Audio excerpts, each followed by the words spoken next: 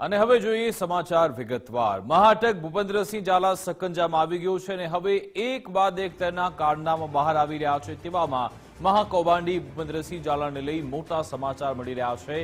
મહાટક ભૂપેન્દ્રસિંહ ઝાલાને આજે કોર્ટમાં રજૂ કરવામાં આવશે અને રિમાન્ડની માંગણી કરવામાં આવશે। સીઆઈડી ક્રાઇમ ભૂપેન્દ્રસિંહને કોર્ટમાં રજૂ કરી રિમાન્ડની માંગ કરશે। કોર્ટમાં રજૂ કરી તેના 14 દિવસના રિમાન્ડ માંગવામાં આવશે। નાણાકીય વ્યવહારની વિગત મેળવવાના ગ્રાઉન્ડ પર તેના રિમાન્ડ માંગવામાં આવશે। કોર્ટમાં રજૂ કરતા પહેલા તેનું મેડિકલ ચેકઅપ કરાશે। ગાંધીનગર સીઆઈડી ક્રાઇમની કચેરી ખાતે ગઈકાલે પણ તેની સઘન પૂછપરછ થઈ હતી। ભૂપેન્દ્રસિંહ ઝાલા ક્યાં ક્યાં રોકાયો તેની પણ જાણકારી મેળવાઈ। અન્ય રાજ્યોમાં પણ ભૂપેન્દ્રસિંહ અમુક સમય માટે રોકાયો હોવાની વિગતો મળી છે। ભૂપેન્દ્રસિંહ ઝાલાને મદદરૂપ થનાર લોકો અંગે પણ પૂછપરછ થઈ। મહાકૌભાંડી ભૂપેન્દ્રસિંહ ઝાલા અંગે સીઆઈડી ક્રાઇમ પ્રેસ કોન્ફરન્સ પણ કરશે। ગઈકાલે સીઆઈડી ક્રાઇમ બ્રાન્ચે ભૂપેન્દ્રસિંહ ઝાલાની ધરપકડ કરી હતી।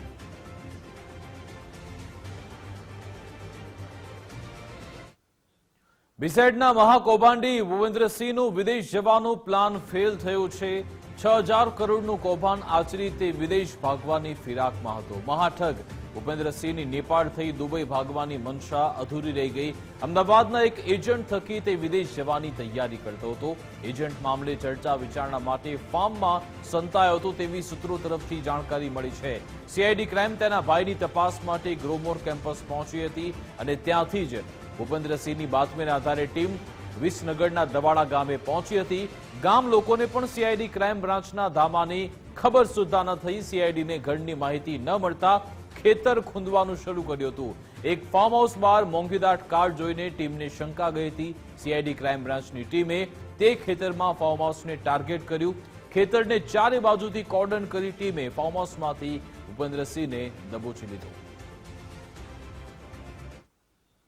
બીઝેડના મહાઠગ એવા ભૂપેન્દ્રસિંહ ઝાલાના એક બાદ એક રાજ ખુલી રહ્યા છે। તેવામાં વધુ વિગતો મળી। રોકાણકારોના રૂપિયે ભૂપેન્દ્રસિંહ ઝાલા જલસા કરતો હતો।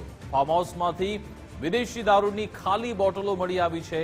ભૂપેન્દ્રસિંહ જ્યાં રોકાયો ત્યાંથી દારૂની બોટલો મળી આવી છે। રાત્રિ દરમિયાન તે પાર્ટી કરતો હોવાની વિગતો મળી રહી છે। આ ફાર્મ હાઉસમાં સ્પેશિયલ વ્યવસ્થા કરવામાં આવી હતી જ્યાં નવાબી બેઠક વ્યવસ્થા થઈ હતી। દવાડાના ફાર્મ હાઉસમાં 10 જેટલા દિવસ તે રોકાયો હતો। વાઈફાઈ, ટીવી, ફ્રીજ અને 2 બેડ સુવિધાની સુવિધા હતી। અહીંયા ભૂપેન્દ્રસિંહને દબોચવા માટે સીઆઈડી ક્રાઇમે 4 દિવસ મહેસાણામાં ધામા નાખ્યા હતા। સીઆઈડી ક્રાઇમના અધિકારીઓ વેશપલટો કરીને ફરી રહ્યા હતા। વેશપલટો કરી ભૂપેન્દ્રસિંહ સાથે કિરણસિંહને પણ દબોચી લેવાયો છે। ભૂપેન્દ્રસિંહના મળતિયાઓ સાથે કિરણસિંહ સતત સંપર્કમાં હતો। કિરણસિંહના સંપર્કોએ સીઆઈડી ક્રાઇમ ભૂપેન્દ્રસિંહ સુધી પહોંચી શકે।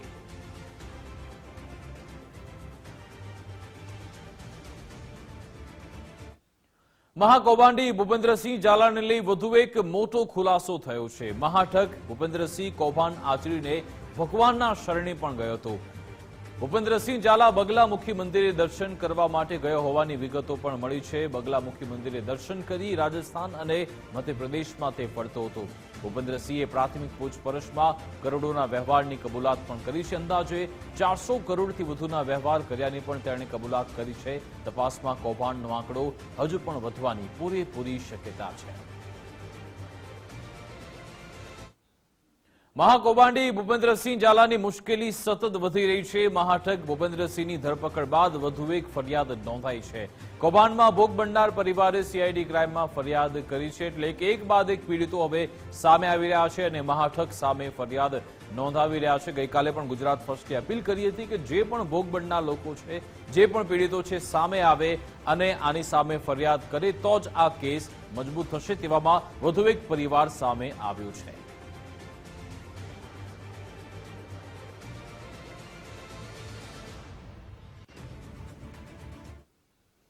મહાઠગ ભૂપેન્દ્રસિંહ ઝાલાને લઈ વધુ એક મહત્વનો ખુલાસો થયો છે। મહાકૌભાંડી ભૂપેન્દ્રસિંહ ઝાલા એક મહિલા પીઆઈ સાથે સંપર્કમાં હતો અને મહિલા પીઆઈ સાથે લગ્ન કરવાનો હતો તેવી પણ જાણકારી મળી છે।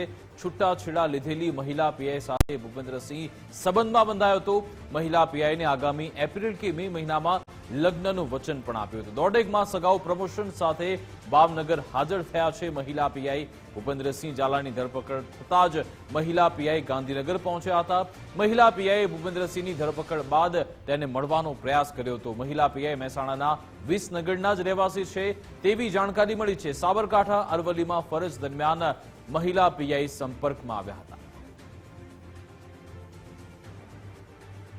ભૂપેન્દ્રસિંહ ઝાલા કે જે એક મહિલા પીઆઈના સંપર્કમાં હતો અને આ મહિલા પીઆઈનું હમણાં જ પોસ્ટિંગ ભાવનગરમાં થયું હતું। અગાઉ જ્યારે તે સાબરકાંઠા અરવલ્લીમાં ફરજ બજાવી રહ્યા હતા ત્યારે તે ભૂપેન્દ્રસિંહ ઝાલાના સંપર્કમાં આવ્યા હતા અને જાણકારી એવી મળી છે સૂત્રો તરફથી કે જ્યારે ભૂપેન્દ્રસિંહ ઝાલાને ગાંધીનગર લાવવામાં આવ્યું ત્યારે આ મહિલા પીઆઈ પણ ગાંધીનગર પહોંચ્યા હતા।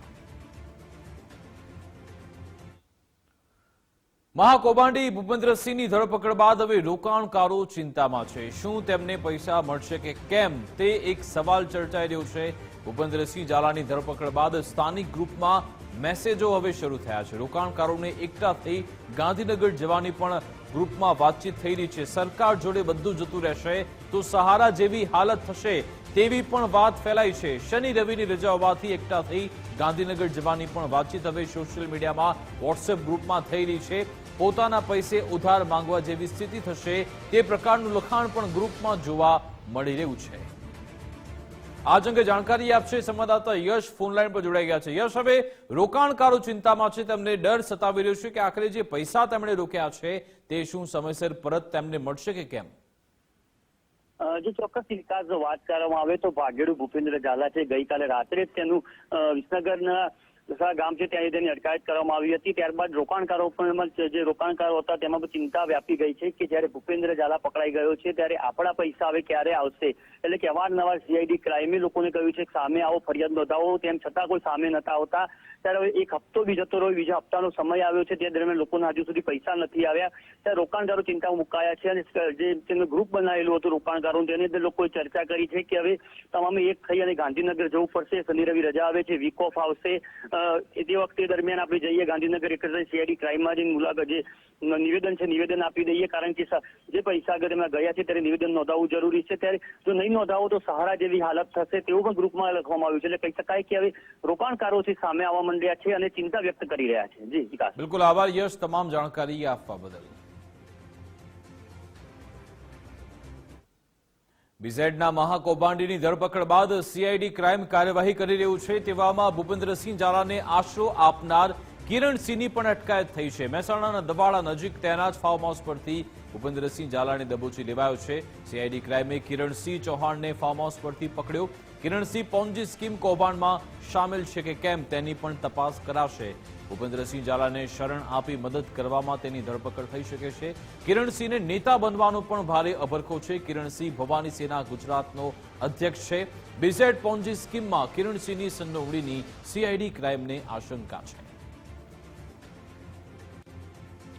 તો કિરણસિંહ કે જેણે ભૂપેન્દ્રસિંહ ઝાલાને મદદ કરી હોવાની વિગતો છે, જે ફાર્મ હાઉસ પરથી ઝડપવામાં આવ્યો છે ભૂપેન્દ્રસિંહ ઝાલાને, તે ફાર્મ હાઉસ કિરણસિંહનું હોવાનું જાણવા મળ્યું છે। એટલા માટે સીઆઈડી ક્રાઇમે હવે તેની અટકાયત કરી છે અને કોઈ પણ સમયે તેની ધરપકડ પણ થઈ શકે છે। સીઆઈડીને આશંકા છે કે કદાચ કિરણસિંહ પણ આ પોન્જી સ્કીમમાં સંડોવાયેલો છે।